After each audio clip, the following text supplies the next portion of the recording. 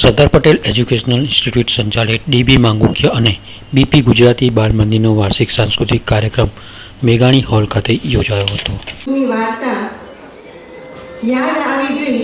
આજ જૂની વાર્તા ઉડતી આવી ફરી અને બાળપણ બેઠું થયું. ખરેખર આ બાળકોની સાથે આપણને આપણું બાળપણ પણ યાદ આવી જાય છે.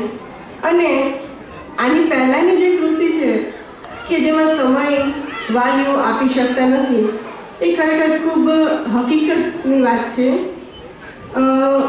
અમે પોતે પણ અને તમને લોકોને પણ એ સૂચના ખરેખર આદર્શ સ્કૂલ કહી શકાય.